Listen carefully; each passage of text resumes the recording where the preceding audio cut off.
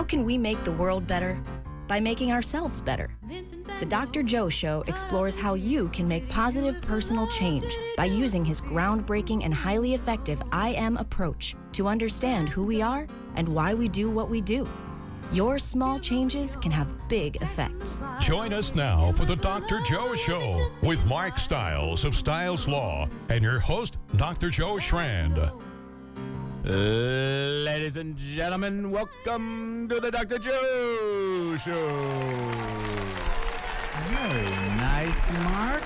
Although I must admit, this was one we sort of just cut it off a little bit. Are you tired? Did I cut it off? Just a touch. No, I didn't. All right, fine. We can just, it's still an I Am. It is. You know? That was my I Am. You were doing great. So, yes, you got the book. Do You Really Get Me? Yep. Yeah, folks, you know, we are talking tonight about some very, very amazing writing. But let me first talk about the I Am, just so we remember what it is. Remember, the I Am approach that I've been working on since 1982. 1982. Yeah. That's when MTV first came out, I think. Is it really? I think so. That makes sense. It could have been I Am TV. Yeah. Could have been. Nice. So the idea is this. Everyone's doing the best they can. Yeah. Instead of looking at people as sick and broken and not doing the best they can, which is only going to make people feel terrible and stressed out. If you're stressed out, you're going to increase your cortisol levels. If you increase your cortisol levels, you're going to be at risk for heart attacks and type 2 diabetes and high blood pressure and strokes.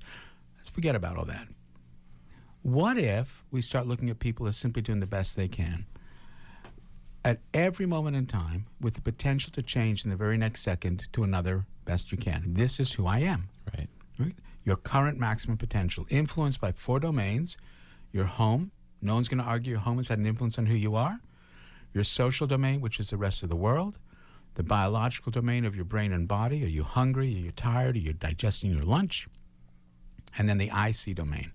How do I see myself? How do I think other people see me? You've heard me say this. Human beings are really interested in what other people think or feel. We call that empathy. We go, how are you feeling? But let's face it. What we really want to know, what are you thinking about us? Right. Really? Don't you? It's maybe hard to admit, but isn't it true? What do you think, Mark? Isn't it true that we do care what people think about us? I think ultimately that is a big motivator for a lot of people. It is. When they wake up and take a shower and put their clothes on, it's all about how am I going to be viewed by others? Yes, it is. And the brain tool that we use to do that is called theory of mind. Mm-hmm. I didn't make that one up. Theory of mind. We can't see someone's mind, so we have to guess and theorize. What are you thinking and feeling? What are you thinking and feeling about me? Right. So what I believe is that these 4 domains interact all the time, but we respond to them the best we can. You know, we are a collection of cells. And as a collection of cells, a cell doesn't have a choice, really. And this isn't saying there is no free will. We can get into discussion about that. But we respond the best we can to these 4 domains. It doesn't mean you have to like it. It doesn't mean you have to condone your I am. It's not a free ride. You're going to be held responsible because everything you do has a natural consequence. And the I am isn't even saying you're going to be successful. And for me, the definition of success is when you love going to work and you love going home. Together. Yeah, think about it. If you love going to work and love going home, what that really means is that you feel valued in both the social and the home domains. And that's what we want, is to feel valuable. Mm-hmm. So instead of judging other people as less than and broken, the I Am says, let's look again at why we do what we do. And think about the words, look again. Again, look. Again, like to repeat something, look like a spectator. I Am says let's respect why people do what they do. Right. When's the last time you got angry at someone treating you with respect? With respect? You can't talk to Ben, Joe. what do you think? I think all kinds of things, Doc, but I definitely have not been angry at someone that showed me respect before. Exactly right. How can you? How can you? Because anger is an emotion designed to change things. We get angry when we want somebody to do something different, start doing something or stop doing something, but being respected feels great. That's right. So we don't get angry. There's another book that I wrote on that called Outsmarting Anger, which you can think about getting. It's on Amazon. It's on Amazon. And Audible. And Audible. And I read it. And we actually read it right here at WATD, the TSC station. Oh, look at that. So respect leads to value, which is what everybody wants. Think about every person you've ever met in your life. Every one of them, the common thread, they want to feel valued by somebody else. Right. And what's cool is that at every and any moment in time, you can remind someone of their value. And whenever you do that, you increase your own value.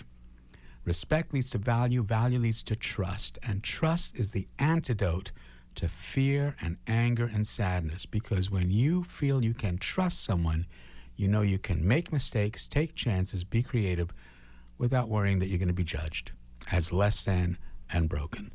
So the I am is basically saying, let's really think this one through. We have an opportunity to change the world, but you don't have to do it all at once. No, it's actually difficult. Change the world all at once, right? And if you think you got to change everything, you're going to get overwhelmed. And if you're overwhelmed, you're going to feel angry, anxious, or sad. But because the domains interconnect, a small change can have a big effect. You make a small change in any domain, it can affect everything else. And one of the challenges that we have for our listeners and our viewers is, what small change can you make this week to have a big effect? Because the second principle of the I am, everyone's got an I am. Everyone's interested in what you think or feel about them. And you know it feels differently when you're treated with respect versus disrespect. This means you control no one, you influence everyone, and you get to choose the kind of influence you want to be. So, on Facebook, I posted a small change that happened to me in 1978 that had a big effect. Small change. I was up in a summer camp. I was a counselor, and we were having a group session. There were no kids there yet. We were all in orientation, and through the door walked this woman who then chose to come over and sit next to me. That small change had a big effect because I wound up marrying that woman in 1987. That was Carol. And very easily, you could have chosen not to go to that session that night, right? That's absolutely right. Small change. Small change, big effect. So we don't need to change everything. Right. When you make that small change of reminding someone of their value, you can have an enormous effect, an enormous influence on someone. What about you, Mark? Give us a small change that had a big effect this week or sometime. Well, you know, interesting to bring it full circle to the Dr. Joe show. A couple summers ago, I was making my way through Rote Marine, and I saw you. Hadn't seen you in a while, and said, "Hey, Dr. Joe, heard you on the radio. It's a good show." And your response was, "You want to come in?" That's right. And be on the show? And I said, "Sure, let's do that." And now, 30-something episodes later, we're having, hopefully, we're having big effects on people. I hope so. And we have an incredible guest, Marty Thornley, the author of a new book, Painless. Very much looking forward to reading it. It seems very, very interesting. It's a novel. Right, it's a novel. Unlike, very different than what we've done in the past. Because we have a lot of people who come on who've written these, sort of self-help psychology books. We've had people talking about, drinking and all sorts of stuff.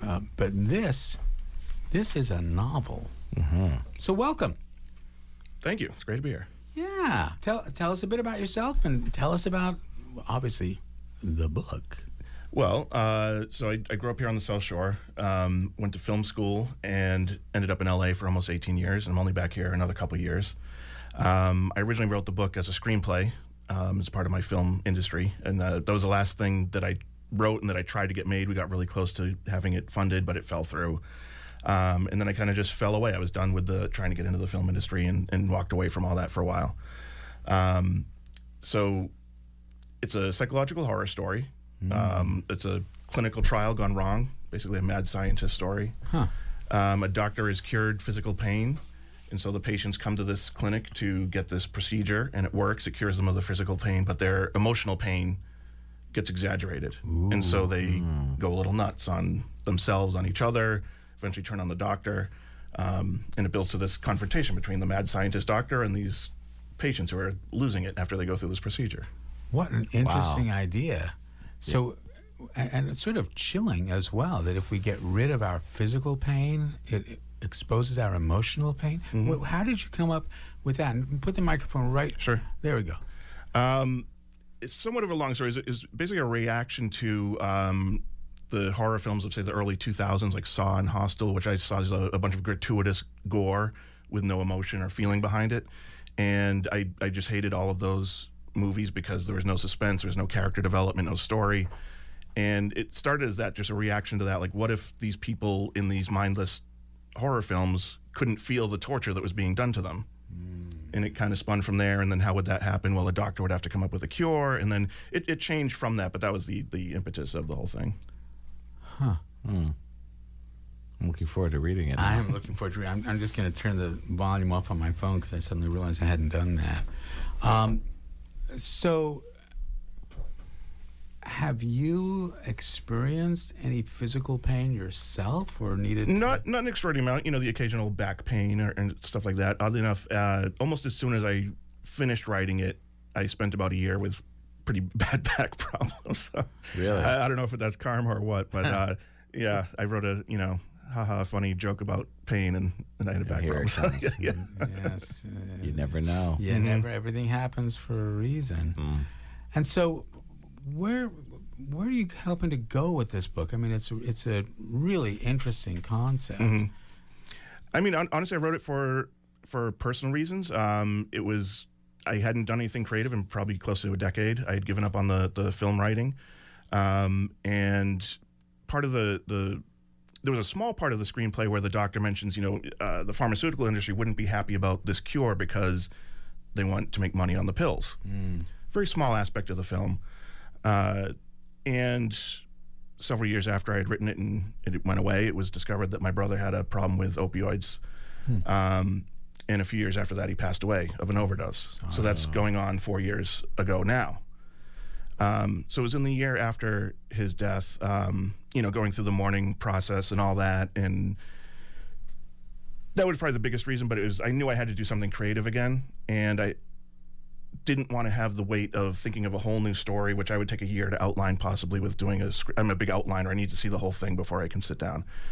And I knew I couldn't do that, but I always liked this story. And I flipped through it again and realized there was more there that might connect to my personal story that I was going through at the moment than I had remembered. And I just knew I had to write it, even if that meant a handful of copies to give to families and friends. And it would be a finished product, whereas writing a screenplay, you finish it and you feel good, but then you have to go find funding and a cast and director, and it may never happen. Like, this never happened. Right. But this was I could write it and self-publish online, and it would be a physical thing that I could give to people. And if that's all that ever happened with it, that was good enough for me. And is that sort of also, just from a writing point of view, was that sort of a catharsis for you? Did it help release some of these feelings of your own? Somewhat. It's hard to explain because you get into the writing thing, it can kind of just come. Right. It's not always conscious. Yep. I know that I purposely wanted to, in the screenplay version, in the film world, you don't get a lot of character backstory. You can't see what's going on in someone's head, right? So I never knew a whole lot about the character's backstory. And I knew if I was going to write it as a book, I would have to get into each of the characters. The main character in the movie, in the screenplay, just had a bad back and went to this clinic. I didn't know a whole lot else about him. I never really explained how he got that bad back. So I thought, well, maybe I can put a little of my brother's story into that. I made him a construction worker who fell, and these are not necessarily details about my brother's life, but he was an electrician, and so I put little bits of my brother's story into different characters all along the way, and it wasn't necessarily his story, but it was a way for me to have some good memories creep into the book, and so in that way, it was good for me, I think. And a horror story? Yeah. I mean, people don't really, it really is. It's incredibly unique. People don't usually think about this when they think of horror stories. Well, to me, people sometimes ask that, like, why would you write a horror story? And, I laugh with my other friends that write horror stuff or suspense. But to me, it's suspense. It's, there's some gruesome stuff in there. I don't know that I would call this one even scary. It's gruesome, it's gory, it's suspenseful. But I think good horror exposes certain things about society, about psychology, and you can open doors that other stories can't do, because why are these people doing these things to themselves in this book? And that hopefully is making people think about why other people, they're doing things that people do every day, hurting themselves, and people are depressed, people are obsessed, people are addicted to things, people are obsessed with whatever their thing is. This just made up this fake medical procedure to expose that all and exaggerate it. But they're doing things that people do every day. Yeah, I mean, so it's a psychological drama and horror story, would you call it that? I'd like to think so. Just some crazy stuff happens along the way. Right. It's so interesting because in my world, in psychiatry, we do have people who purposefully hurt themselves. Right.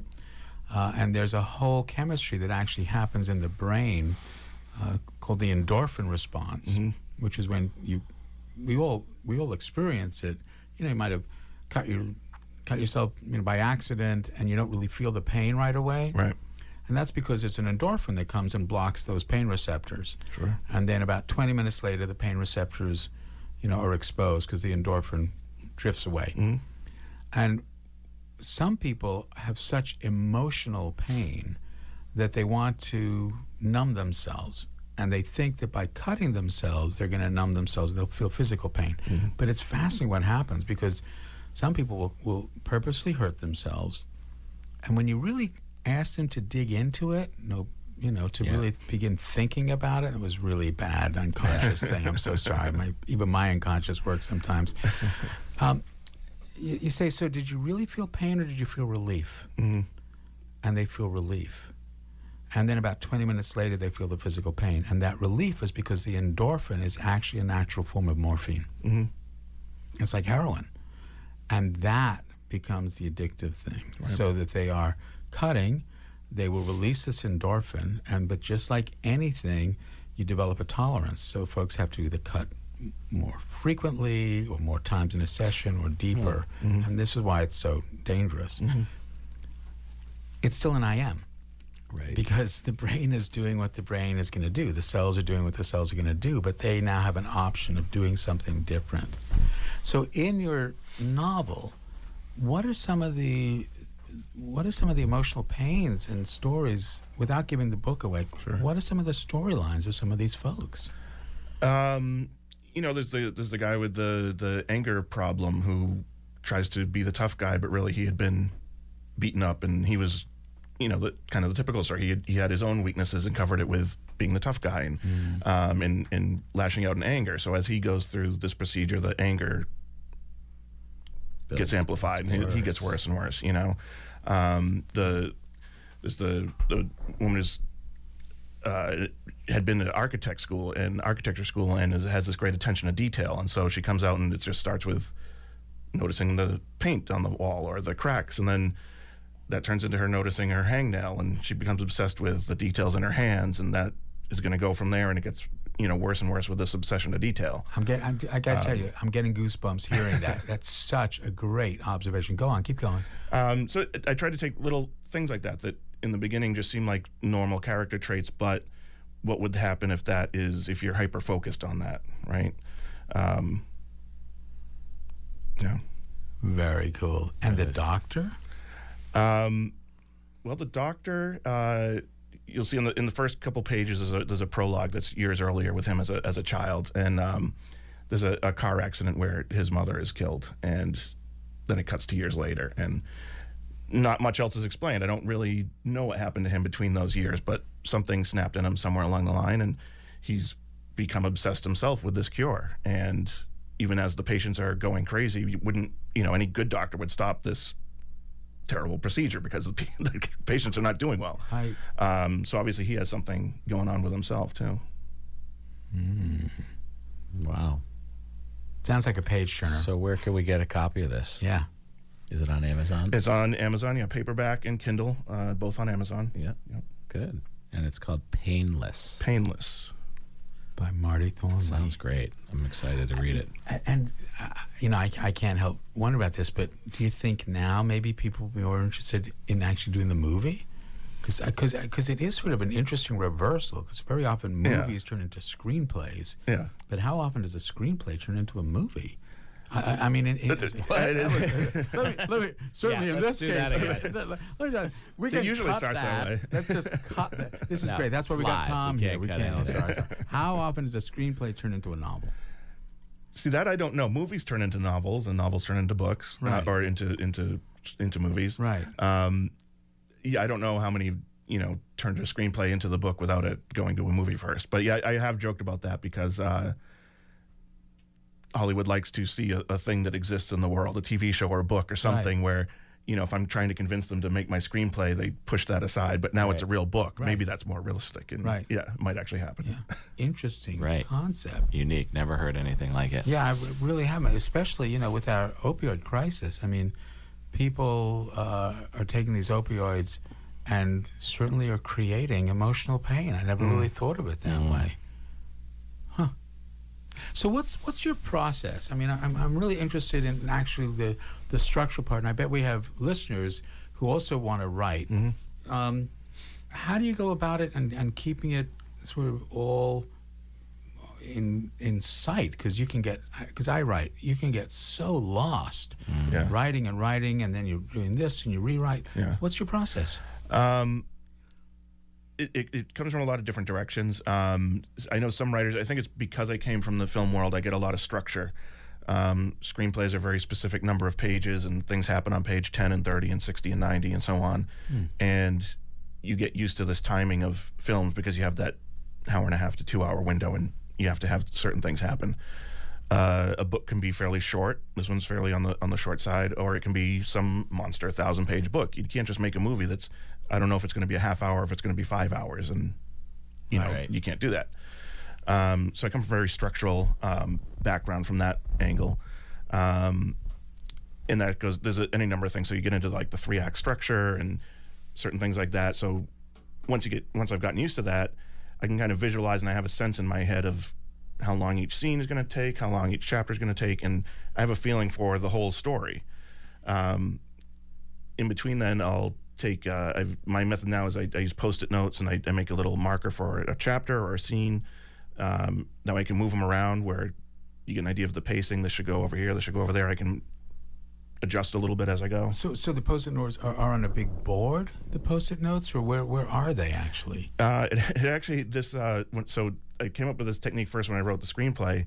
I had some old blueprints of my father's. He works in construction, so I had 2 or 3 of those. I took one for each act, taped that up to the wall, and then that was Act 1, Act 2, Act 3, and within that I could move around these Post-it notes on the paper. And that turned into a perfect visual size for me to see, and post it up on a wall. I could kind of see the whole thing in front of me. And so you actually went to school for this at Emerson, right? Yeah, right. Did you read a book, Story? Did you read that? Big influence. Yeah. Yep.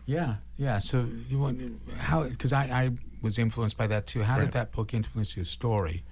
That it's so long ago. I used to know that chapter and verse, and it's been a while. But like I said, at this point, it's just I feel the structure at this point. I used to know that book very well. Because in a story, there are these pivot points in a character's development where they have to make a choice, and that choice will often reveal something about their character. There's a difference between caricature, which is sort of the facade, and character. And I think an example is a businessman walks down a street and sees a dog, and can kick the dog or pat the dog, and how that says so much about the character. They're still the same person, they're wearing a suit, but the choice that they make and the choice that the audience sees gives you an insight into the backstory, the darker or the not darker, the deeper character of that person. Yep. So how do you incorporate that? I'm putting you on the spot. Remember, but I think it's a great example of what I was speaking to before, where you can't see what's in the character's head, right? So you have to find ways to demonstrate character. Yes. So the guy kicks a dog, bad guy. He has something going on, right? The good guy's not going to come along and kick a dog. Right. I know House of Cards started like that, right? With Kevin Spacey's choking an animal and to put him out of his misery. And my book might start that way too. It's it's a good sign that something's going on. And I think I did try to bring a lot of that along, where I'm not going to explain everything still, even though it is a book and I could write forever about what people are thinking. I still try to leave actions to speak for themselves. I'm not going to tell you everything that's going on. I hope there are questions about why did they do that. Some of the reviews people leave like, I don't understand why they did that. And to me, that's the point. There's a mystery and a weirdness about why people are doing these things. Right, and that's part of why I really wanted you to come on the show, because our other shows, we've really talked about how somebody can help themselves, the self-help stuff, or why banks have collapsed, things like that. But novels, they really ask the audience to explore who we are as human beings, based on our observations. Mm-hmm. And you know, the second principle of the I Am is you control no one, you influence everyone. And there's this thing, this I see domain. How do I see myself? How do I think other people see me? And that is the grist for a novel. Mm-hmm. You know, how and why is a person doing what they're doing? And in so many ways, all our lives are these novels where we come up with these pivot points that we have to make a choice. Right? We have to make a choice, and you get to choose the kind of influence you want to be. Yeah.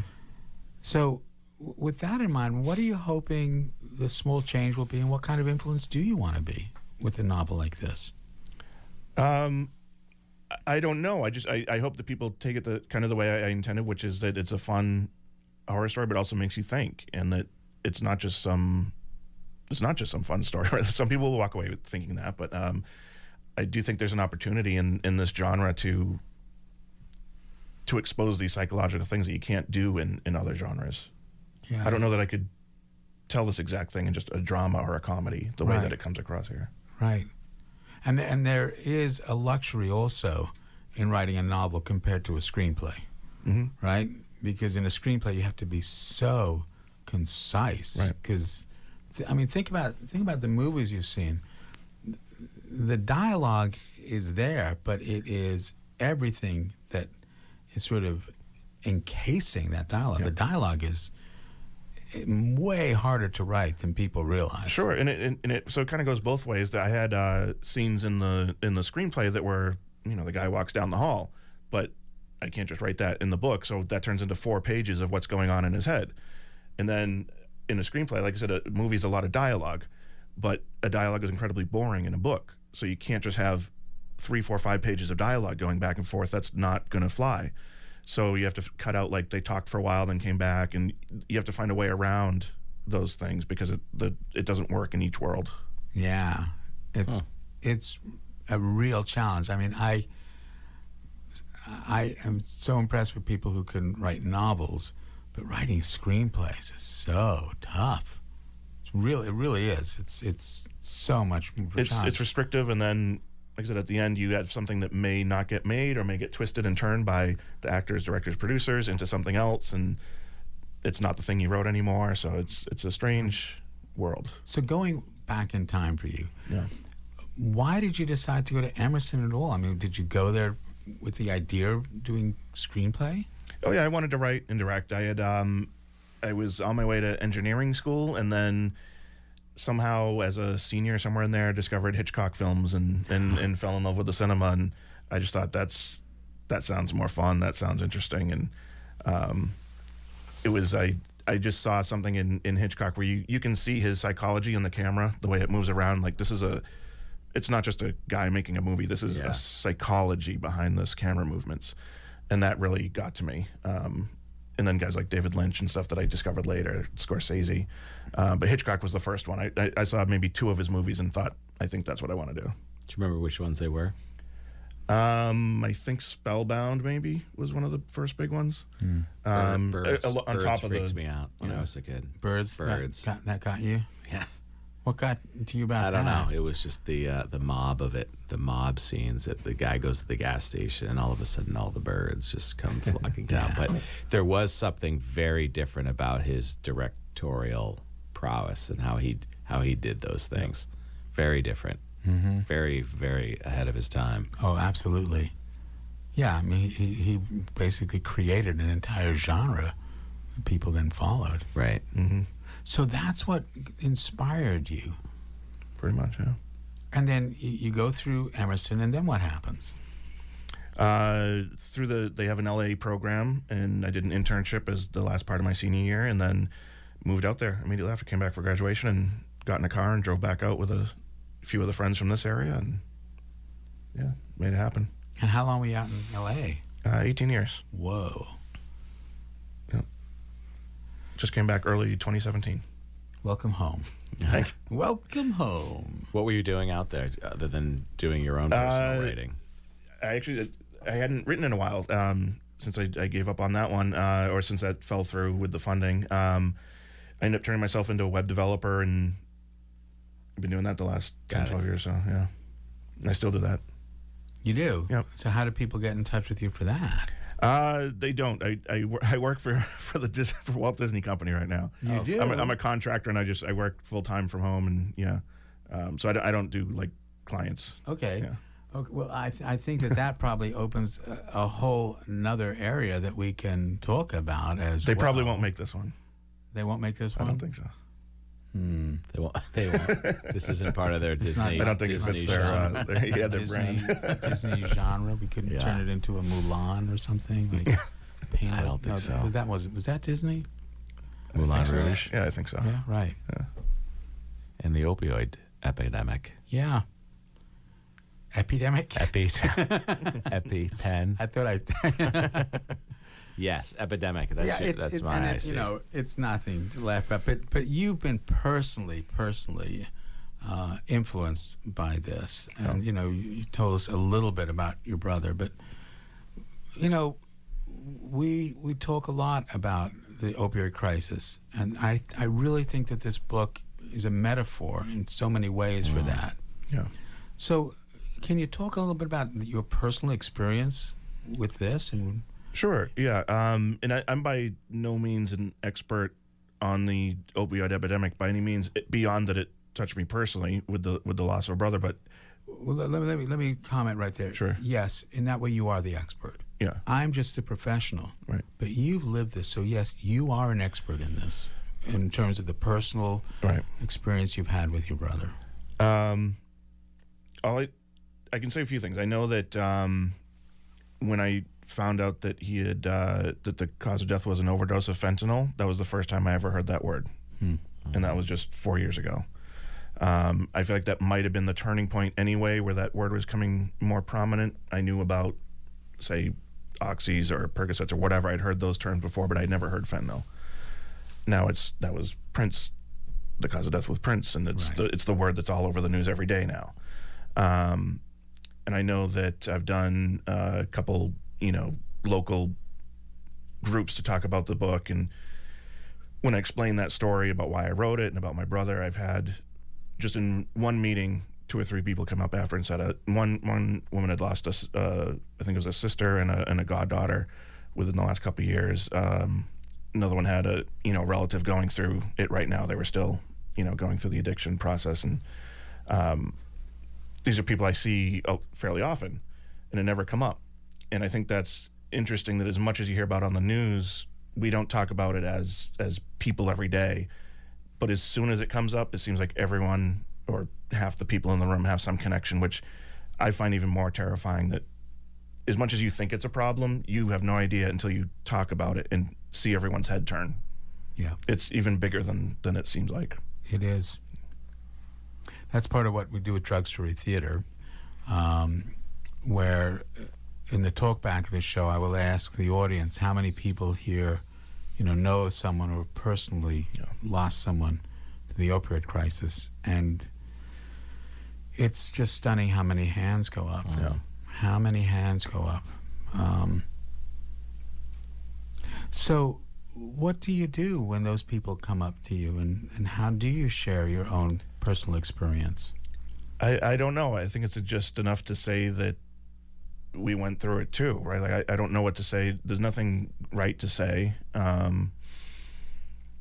I know, especially that first year after, I dreaded people asking me, how are you doing? What's going on? Because you don't want to talk about it, right? There's no good thing they can say. They can't say, I'm sorry for your loss. You can't say any of that. It wasn't someone old and dying of cancer where you can say at least they're out of their, they're not hurting anymore. It's not that. It's you don't want that to end. So I don't know. There's no right thing to say. I think all you can do is just say, I've been there too. And that was their reaction too. We just kind of go, oh, that was me too. And yeah, I don't know. I've been working with this population for a while now, and from the IC point of view, so many of the family members that survive are struggling with really how they're feeling, because sometimes, obviously they're sad and the loss. Sometimes they're so angry, and it's unclear sometimes who they're angry with. Are they angry with the person that has died, with the initial prescriber? There are so many people there. And what we try to do is remind people that addiction is not about morality, it's about mortality.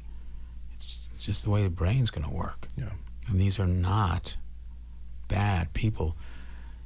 One of the other things I say is addiction is not a crime, but can lead to them. And one of the biggest crimes is that we turn our backs on the people who need us the most. Absolutely. So that was the first time you'd heard of fentanyl, but was it did you know your brother was struggling with this? Yeah, for a couple of years previously, yeah. I don't know that I knew everything that was going on, but he had had gone down the typical path of doing terrible things, and But did it start with prescription? I mean, we're fine. And I don't know. Talk about this, it's fine. And I honestly don't know some of it, because it's hard to tell when some of that might start. Right. We just know it came out at some point. There were money problems and stuff like that. So there were clues that appeared, and then he admitted it to my parents and stuff like that. So I don't know a lot of the in-between details, to be honest. And okay. And even towards the end, I don't know. I thought he had maybe been okay for a while, but you don't want, maybe you just go back that one time. There's so much mystery because you can't trust that they're telling you the truth about anything. They cover all of it up. So even when they seem fine, you don't know for sure what the details are behind the scenes. And it's so important for people in the family to know. I mean, my take on why people covering it up is because they still care what other people think about them. Mm-hmm. And so they're lying not because they want to hurt you, but they care what you think or feel about them. Sure, yeah. It's a really important distinction for people to make. Yeah. Because otherwise we get so angry that we have been deceived. Remember, everybody has an IC, everybody has an IM. We want people to value us, and we feel that we're not being valued. Right. But in reality, we're being valued remarkably, because a person is unfortunately ashamed. So many are ashamed. Sure, absolutely. Do you think that there's part of that in this book, maybe talking about doctors who, may be prescribing, in this case, doing a surgery, that sometimes doctors are insensitive to what they're doing, or that they don't care? Or, I mean, is that part of what the book is talking about?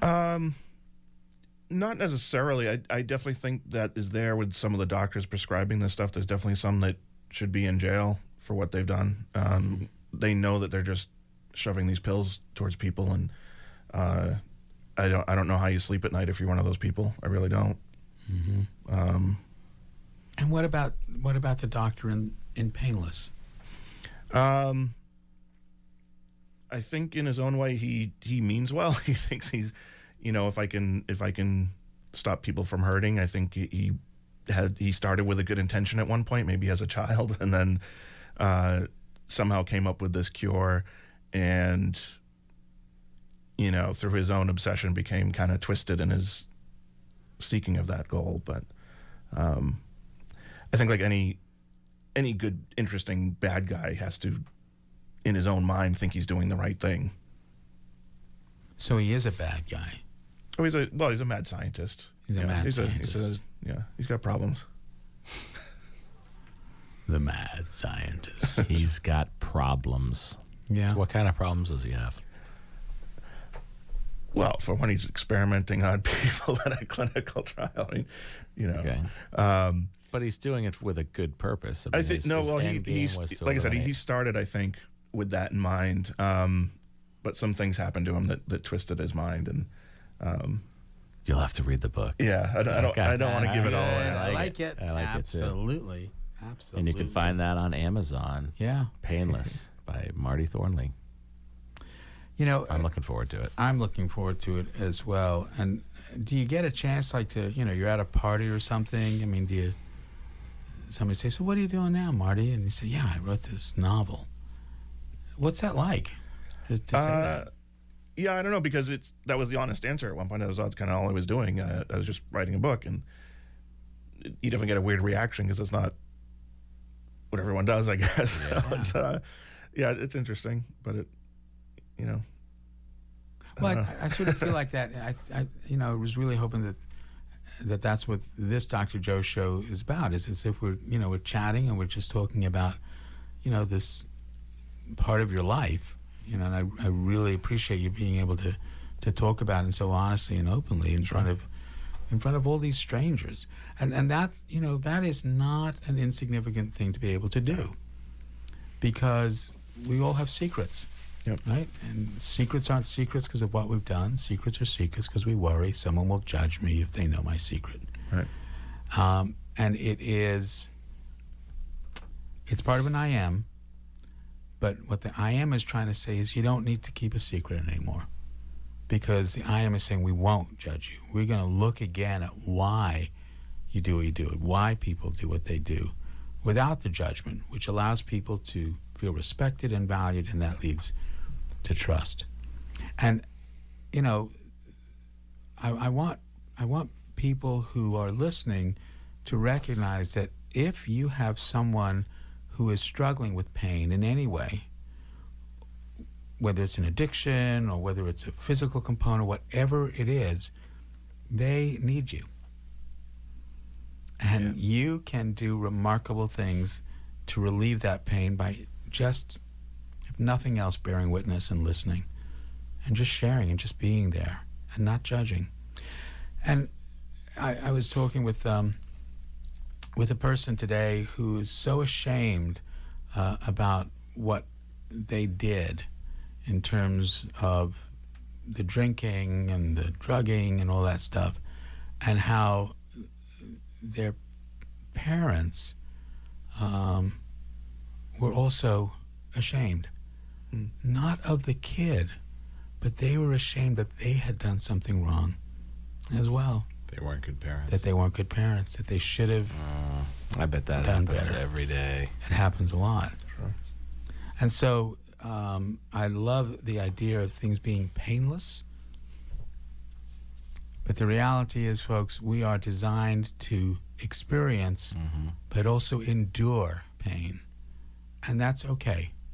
It's an I am. It's part of the way our brains and bodies are designed, that we will encounter situations where we have pain. But it's what we do with it. And never worry alone. Always find someone to share that worry with, because you're not alone. She said, I'm sorry, did I go off on that? I got all like, preach, I'm so sorry. But it is an incredible novel. I really hope people can get it, buy it. They can get it where? Just on Amazon? Amazon. It's paperback and Kindle, available on Amazon.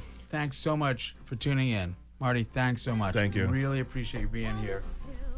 Great book. Can't wait Thank to you, read Marty. it. All right. Bye, guys. Then go.